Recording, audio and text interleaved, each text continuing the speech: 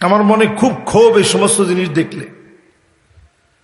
আমাদের বক্তাদেরকে আপনারা যা দেন আর যে সম্মান করেন, আল্লাহর কসম করে বলি, আল্লাহ আপনার কসম, একটা রাতের জবাব যদি আল্লাহ পাক বক্তাকে জিজ্ঞাসা করে কি হক তুমি মাহফিলে গিয়ে আদায় করছো,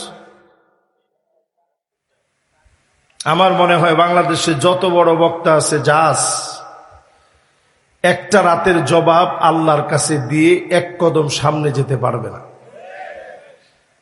এই যে আজকে খানা খাইতে বসছি, সবচেয়ে ভালো খাবারটা হুজুরে খাওয়াবে।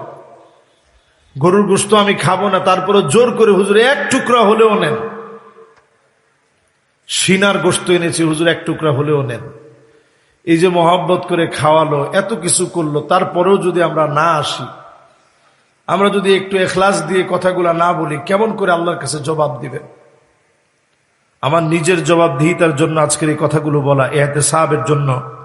আমার যে ভাই আসে নাই, আশরাফুল ইসলাম বিপ্লবী, এটা চরম ভাবে আমার কাছে মনে হয়েছে, চরম ভাবে এটা অন্যায় কাজ হয়েছে। মাহফিল যেখানে নিবেন টাইমলি সেখানে যাবেন, এটাই মুসলমানের ওয়াদা, ঠিক কিনা বলেন? সুতরাং আমি যুবকদের পক্ষ থেকে আপনাদের কাছে ক্ষমা চাচ্ছি। আমি নিজে বক্তা হয়ে দুঃখ প্রকাশ করছি। আল্লাহর আদালতে বহু আলেমকে দিয়ে জাহান্নামটা উদ্বোধন করা হবে। বহু আলেমের মাথা সেদিন নিচের দিকে দিয়ে দেওয়া হবে, পা গুলা উপরের দিকে ঝুলায় দেওয়া হবে।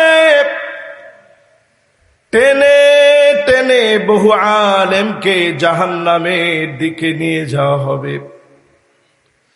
আল্লাহ সেদিন ডাক দিয়ে বলবে, আলেম, তোকে আলেম বলা হয়ে গেছে দুনিয়ায়, মুফাসসিরে কোরআন তোকে বলা হয়ে গেছে, তোর নামে কত স্লোগান দেওয়া হয়েছে, তোর কত প্রশংসা জমিনের মধ্যে ছিল। এই জন্য যত আলেম আছেন প্রতিনিয়ত আল্লাহর কাছে বেশি বেশি কাঁদবেন। আলেমদেরকে মালিক বড় ভালোবাসেন, আবার আলেমদের জবাবটাও যিনি কড়া ভাবে নিবেন তিনি কে? দুনিয়া আখিরাতে সেরা হবে ওই আলেম, আলিমুন মুস্তামিলুন ইলমাহু, যেই আলেম তার ইলম কাজে লাগিয়েছে, এমন আলেমকে ডেকে ডেকে যিনি মাফ করে দিবেন তিনি কে?